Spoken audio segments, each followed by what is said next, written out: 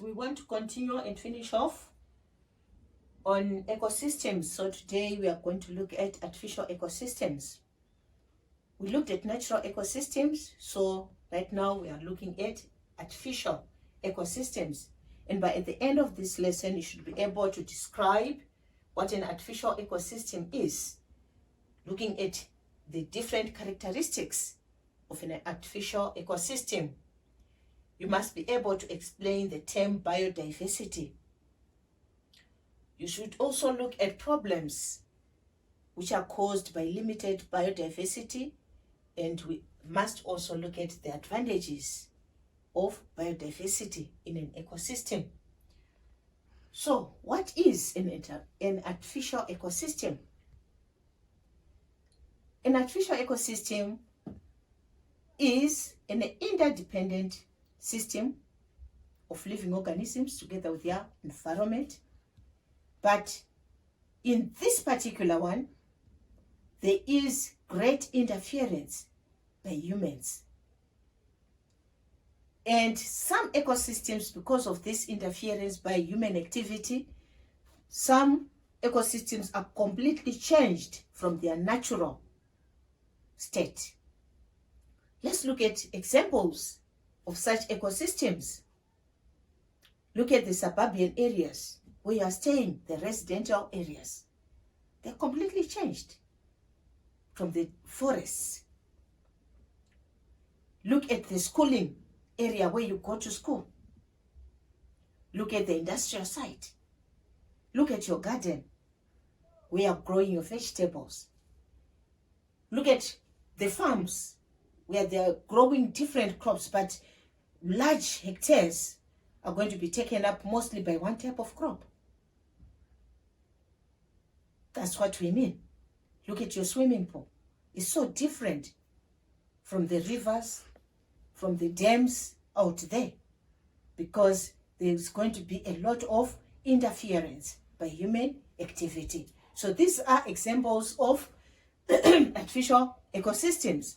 So what are some of the characteristics of these artificial ecosystems? For starters, where you're staying, do you see lions, tigers roaming about? Do you see snakes? Do you see the musasa, the mopani trees growing everywhere around your yard? Definitely not. Which now means in an artificial ecosystem, we are going to have limited biodiversity. That's one of the characteristics of an artificial ecosystem. Limited biodiversity. We are going to look at this wonderful term, biodiversity, a little bit on. So for now, just hang on in there. In a natural ecosystem, there's going to be balance of nature. The control of the populations in a natural ecosystem is naturally done. But in an artificial ecosystem, man has a great role to play on which plants to grow, which animals to rear. As a result, in an artificial ecosystem, there's no balance of nature, because humans are the ones who are going to allow certain animals, certain plants to thrive, while others are completely removed. Look at your garden, your vegetable garden. Are you going to let weeds grow? Definitely not. We're going to add weed killers and stuff so as to remove this. Are we going to allow pests and disease-causing organisms to thrive? Definitely not. We are going to end up using pesticides. We are going to use some different types of medication to dose the animals, to spray on the crops, because we are going to limit these organisms. A lot of great measures are going to be taken so as to remove the pests, so as to remove the weeds, because we don't want them, since they're going to destroy and reduce our productivity, or the productivity of our plants, the productivity of our animals. As a result, since there's no balance of nature, an artificial ecosystem is a very unstable ecosystem. Look at your yard. When leaves drop from the trees, do you leave them there? No. When animals die, Do we leave them just lying about? Definitely not. We clean up. Therefore, in an artificial ecosystem, litter, we don't find litter everywhere. As a result, the activity of the decomposers is going to be greatly reduced, which now means since activity of the decomposers is greatly reduced, it now means in an artificial ecosystem, soil fertility is also going to be affected. The soils are generally infertile. Because nutrient recycling is removed or is affected, it now means soil infertility is going to occur. And once the soils are infertile, it means it can no longer properly support plant life. Then when we also look at an artificial ecosystem, we are going to see that since the natural recycling of nutrients is no longer taking place, in order to replace the soil fertility, the farmers, humans, are going to add a lot of artificial fertilizers.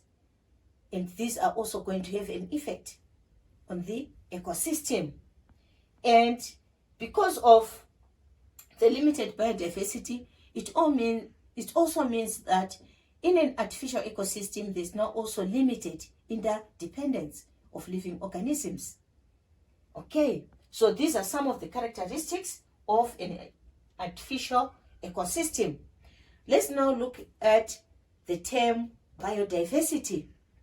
When you look at that term biodiversity, it's basically short for biological diversity. We are looking at the different varieties or different species of organisms that we can find in a particular community. And these different species, the diversity is not just in the different species, but the diversity also exists within the species. There's going to be a lot of variation. Okay, so basically this is what biodiversity means.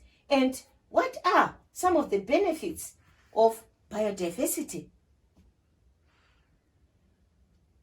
From the trees, we get our shelter, we get our shade, we get our food, we get our oxygen. And you're going to have, from these same trees, some animals, we are also going to get some medicines. And we are also going to get some materials to make other things. For example, the leather bags and stuff like that. It's all because of the biodiversity that will be prevalent in the place. And this biodiversity also gives us a very good library for research. So those are some of the advantages of having the biodiversity in an ecosystem. We can learn a lot from the genetic makeup of the different variety of species that will be existing in a particular area. And once we learn, we can also then apply for our own domesticated varieties. Food for thought. So, since humans are now destroying the natural ecosystem, what are some of the problems which are going to arise? Okay, so now we are going to have a quick look at some of the activities of humans which will lead to the destruction of the ecosystem as well as to limited biodiversity before we proceed to identify the problems. Okay, so the first one we want to look at is unsustainable agricultural practices. Unsustainable agricultural practices. Unsustainable agric practices. Why are humans into agriculture? We're involved in agriculture so as to get food, to feed ourselves so that we can survive. Remember, humans, animals, we are heterotrophs. We cannot make our own food. So we depend on the food made by the plants for us to survive. We depend on the animals for us to survive. As a result, we are normally into production of food products as well as the rearing of animals for food. But we can also do agricultural practices for economical reasons so that we end up getting financial gains. We can export, we can sell our produce, and we can get money, which we can then use again to buy other things to sustain ourselves. But it's quite noble. But the challenge now comes when we practice unsustainable agricultural practices, such as one, monoculture.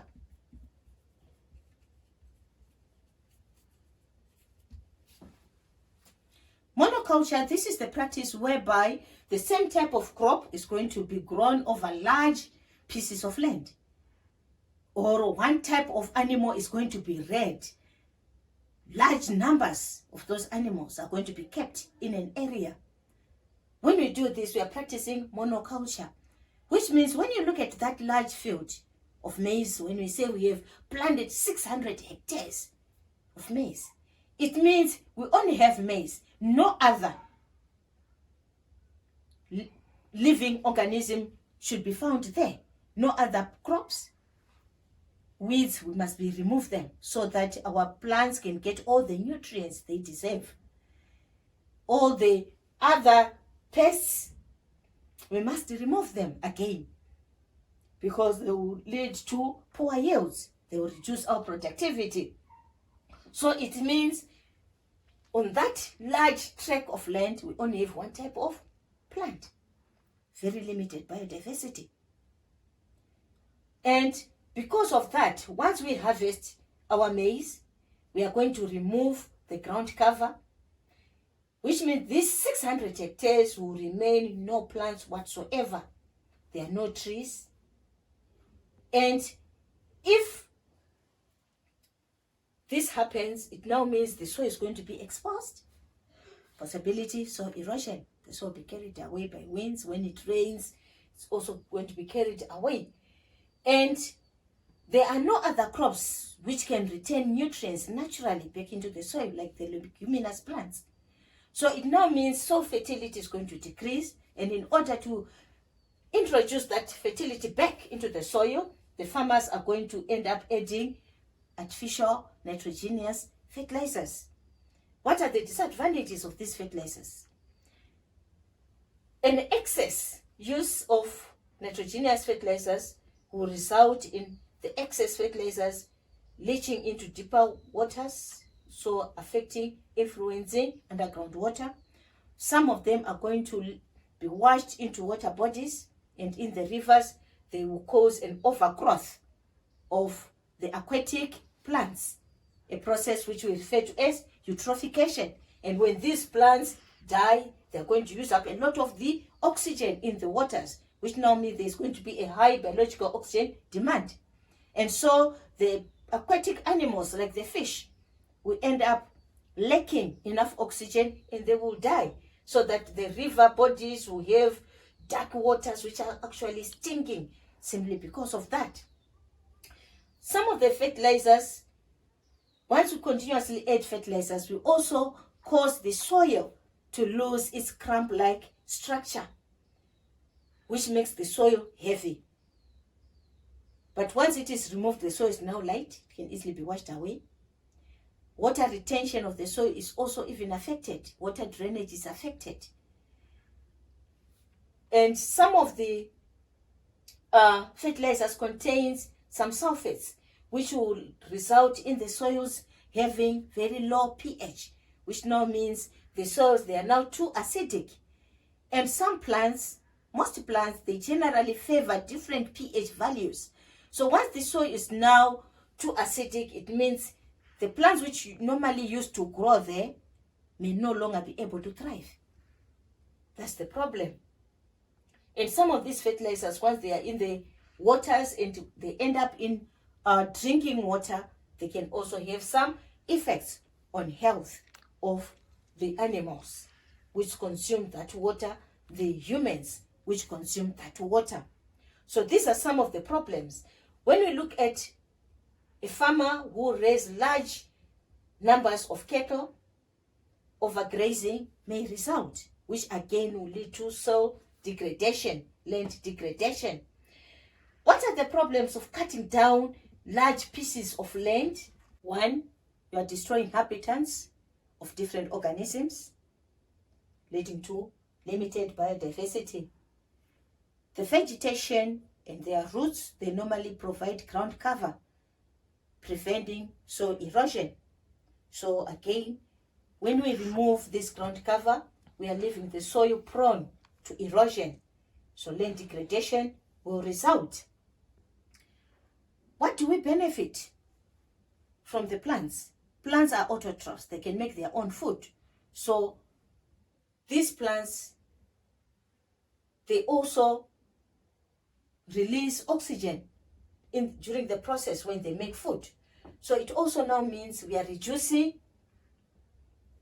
the amount of oxygen released, but we are also leading or causing the levels of carbon dioxide to increase. Remember our carbon cycle.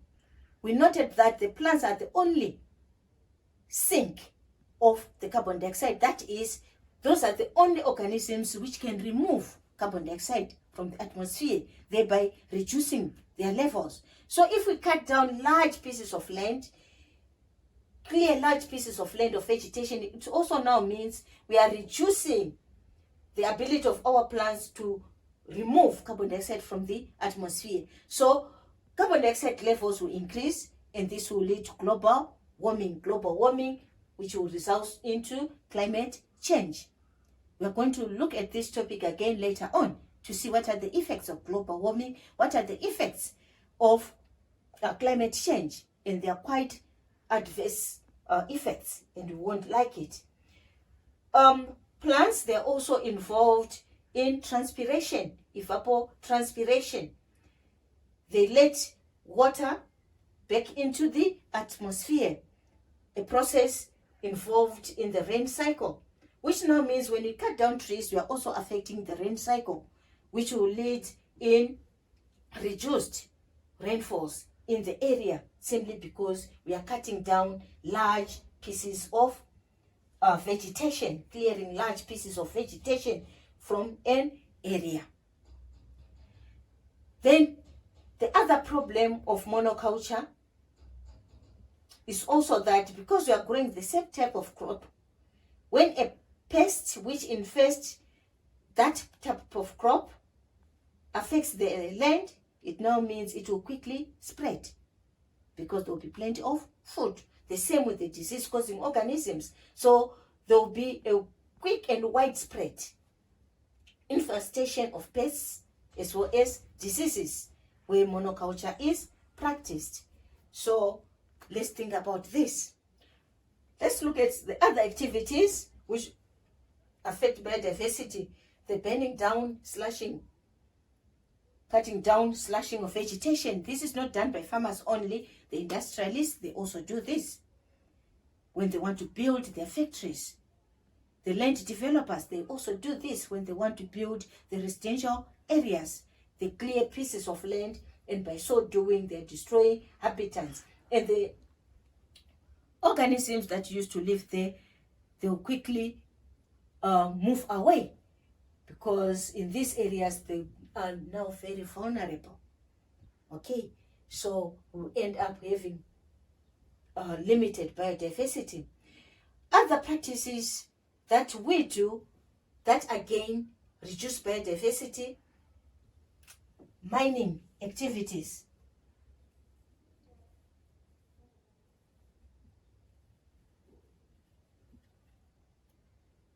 Mining activities. During mining,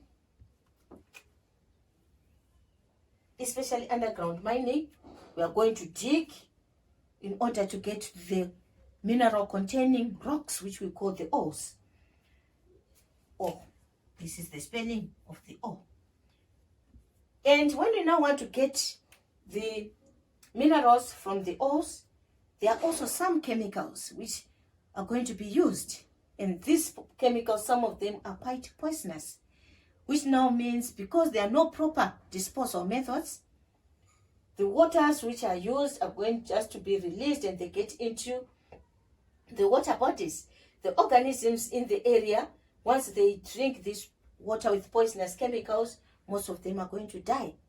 And also the chemicals, they can also affect the plants which are in the surrounding area. And also after digging, some of the miners, they don't cover up the ground. They leave the holes and the land is completely destroyed. The landform, the landscape is damaged. They must cover up the holes, plant trees on top. If we can practice this, then there won't be much danger. Overutilization of resources. An area where some resources are overutilized, fishing. People, they overfish. They don't even give the fish enough time to reproduce and to multiply. So guys, let's beware. We might end up having certain types of fish species becoming extinct before we know it. Okay, the overuse of some plants for medicinal purposes. The ginger, and during these days, since last year, the coming of the COVID-19 disease, we are using a lot of the Mzumbani plant. Some are even uprooting the plant, and once it is uprooted, it can no longer grow back, which now means these plants may become extinct again before we know it in certain areas. So when we use resources, let's make sure that we leave something which can grow back so that we can always go back and enjoy. Let's not uproot. Okay, hunting activities.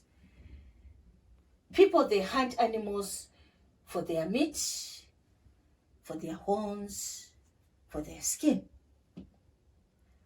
And the hunting which is done by poachers is the most very disastrous to the biodiversity in an area, because once they start hunting a particular species, they won't desist until all the animals or all the organisms of that particular species are destroyed. For example, the rhinoceros, it is hunted for its horn, which is believed to have great medicinal values in Asian countries. And there was a time when these animals were in great danger. They were in great danger of becoming extinct, and they still are. So it's very important for us to know that if we overhunt, then those animals, they may become extinct. Then what are you going to do tomorrow? So we must always have some limits. Okay, because all these activities, they affect the ecosystem in an adverse way. The encroachment of human settlements on wetlands is also affecting the ecosystem. Sewage from humans will leak into underground water, thereby affecting the drinking water. Also, the sewage affects the plant life in that particular wetland ecosystem. So, let's think about this. Last but not least, the introduction of exotic plants, which we may refer to as alien species. These were normally introduced for agricultural purposes or for ornamental reasons in the gardens. But the issue now is these exotic plants, they are proficient or prolific breeders. They quickly grow and spread. And right now they are also spreading into the natural ecosystems. And because they grow, they breed very quickly and they grow very fast, it now means they are also going now to overshadow our indigenous plants. So if we are not careful, before we know it, the indigenous plant population might become extinct before we know it. So these are some of the human activities that affect biodiversity, that affect an ecosystem. So let's now quickly identify problems caused by limited biodiversity. Let's also identify the advantages of biodiversity. Some of them were already mentioned. So let's start off by looking at the advantages. We said when we have a natural ecosystem, that is where we have biodiversity, a lot of biodiversity. So what are the advantages? Starters, we have a wide variety of food sources. Different varieties of food sources will be available for us. We have the ecosystem will be very stable, self-sustaining, because there will be a lot of interdependence between the plants and the organisms in that particular ecosystem. So the ecosystem will be very well self-sustained. And because there is biodiversity, it also means the outbreak of diseases and the spreading of pests and diseases is going to be limited, because the pests or the diseases that affect the mopane trees are not necessarily the ones that affect the musasa trees. Okay, so it now means in a particular area there will be limited food for these organisms, and so they will not quickly spread to the next portion, because in between there will be other varieties of plants. Okay, we have a lot of shelter, we have a lot of medicine when you have biodiversity, and we also have a great library, because there will be a large genetic pool to study from. Remember, the domestic plants, the domestic animals that we now keep, they have their wild cousins out there, which are able to resist drought, to resist diseases without any human interference. Won't it be good for us to study their genetic makeup so that we can apply these same characteristics to our domesticated varieties? We can also find the active ingredients in some of the plants which we use for medicinal purposes. What are the active ingredients which make them medicines? Then once we get that knowledge, the molecular build up, we can also synthesize the same medicines now in the lab, so that we don't completely destroy the natural. We can then supplement. So these are some of the advantages. What about the disadvantages? Okay, some of the problems which are caused by limited biodiversity: one, the outbreak of pests and diseases. The ecosystems, they become unstable and unbalanced.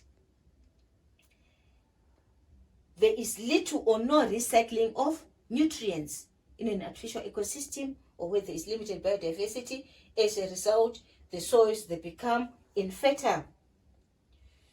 So soil infertility results. And then overgrazing, the cutting down of trees in order to practice monoculture, leads to land degradation, and this will affect our ecosystems. Let's beware. Desertification will approach or encroach slowly because of human activity. So let's take care of our ecosystems, because without them, there is no life. Remember, subscribe, like, and share if you find this information useful. Thank you.